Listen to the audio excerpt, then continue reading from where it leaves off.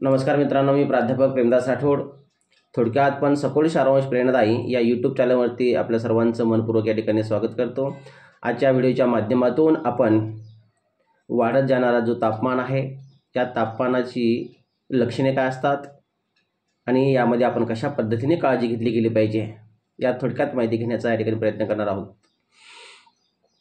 मित्रांनो, सध्या मार्च महिना या ठिकाणी चालू आहे. ह्या मार्च महिन्यातच 36 अंशावर हे तापमान जाऊन पोहोचलेलं आहे.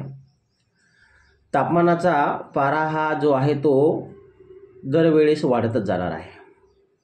एप्रिल आणि मे महिन्यामध्ये तर हा तापमान जास्तीत जास्त त्या ठिकाणी वाढू शकतो आणि वाढल्या कारणामुळे अनेक धोके आपल्या त्या ठिकाणी निर्माण होऊ शकतात. या धोक्यातून आपल्याला कशा पद्धतीने सावरता येईल किंवा ही धोके टाळण्यासाठी कशा प्रकारच्या उपाययोजना आपल्याला करता येईल याबद्दल आपण या ठिकाणी माहिती घेणार आहोत. मित्रांनो, उष्माघाताची काही लक्षणे या ठिकाणी आपल्या शरीरामध्ये आपल्याला दिसून येतील. त्यात असं सांगता येईल की पहिलं म्हणजे ज्यावेळेस उष्माघात निर्माण होतो त्यावेळेस त्यामध्ये आपल्याला थकवा जाणवतो, थोडंसं ताप त्या ठिकाणी येते, त्वचाही कोरडी पडत असते. त्याचबरोबर भूक लागणे, चक्कर येण्यासारखं होणे, निरुत्साही निर्माण होणे, डोकं दुखण्याचं काम, रक्तदाब वाढणे, मानसिक अस्वस्थता ह्या गोष्टी आपल्याला उष्माघातामध्ये जाणवत असतात. ह्या गोष्टी जर आपल्या शरीरामध्ये आपल्याला जाणवत असेल तर लगेच आपण त्या ठिकाणी प्रथम उपचार घ्यावा किंवा ह्या गोष्टी आपल्या शरीरामध्ये लागू होणार नाही याच्यासाठी आपल्याला काही काळजी सुद्धा घेणं गरजेचं आहे. वाढत्या तापमानाचा म्हणजे दुपारी 12 ते 4च्या दरम्यान ह्या वेळेमध्ये आपण जास्तीत जास्त कष्टाची कामे त्या ठिकाणी टाळली गेली पाहिजे. उन्हात आपण जर जास्त वेळ काम करत असेल तर त्या ठिकाणी आपल्याला या गोष्टी जाणवू शकतात. म्हणून 12 ते 4 वाजेपर्यंत कष्टाची जी कामे असते ती आपण शक्यतो त्या ठिकाणी टाळण्याचा प्रयत्न करावा. दुसरी काळजी आपण या ठिकाणी घेऊ शकतो ते म्हणजे कष्टाची कामे जर आपली असतील तर सकाळी आपण लवकर त्या ठिकाणी जावं आणि संध्याकाळचं ऊन कमी झाल्यानंतर, तापमान कमी झाल्यानंतर आपण त्या कामाची सुरुवात करावी. उष्णता शोषून घेणारे कपडे शक्यतो आपण त्या ठिकाणी टाळावे. उदाहरणार्थ असं सांगता येईल की काळे कपडे जे आहेत, भडक रंगाचे कपडे जे आहेत, हे कपडे आपण उन्हाळ्यामध्ये त्या ठिकाणी परिधान करू नये किंवा वापरू नये. पांढऱ्या कपड्यांचा वापर आपण जास्तीत जास्त करावा जेणेकरून उन्हाचं तापमान आपल्या शरीराला त्या ठिकाणी कमी प्रमाणात होऊ शकतो. त्यानंतर आपल्याला असं सांगता येईल की जलसंजीवनीचा वापर आपण करावा. जास्तीत जास्त पाणी आपण त्या ठिकाणी प्यावं.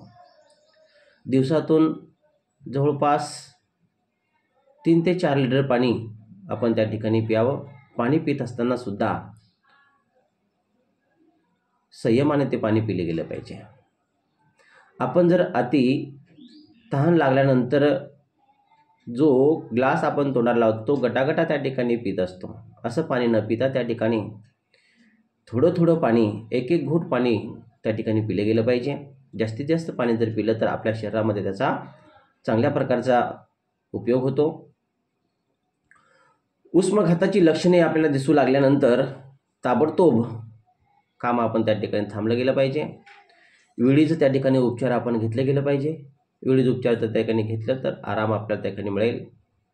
उन्हात बाहेर जाताना डोळ्यावर चांगल्या प्रतीचं गॉगल्स म्हणजे चष्मा जो आहे तो तुम्ही वापरावा.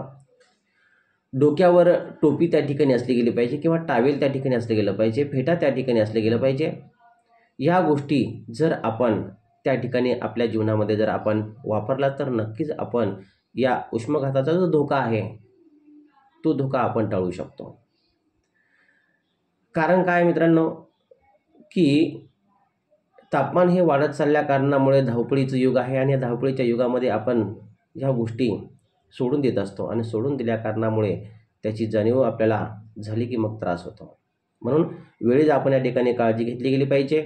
कारण तापमान जो आहे, उष्माघाताचं प्रमाण जे ते वाढत जाणार आहे आणि ह्या वाढत जाणाऱ्या तापमानाचा संघर्ष आपल्याला करणं गरजेचं आहे. कामं तर आपल्याला थांबवता येणार नाही, कामं तर आपल्याला करावीच लागणार आहे. पण ही काम करत असताना आपल्या जीवाची काळजी आपण या ठिकाणी घेतली गेली पाहिजे.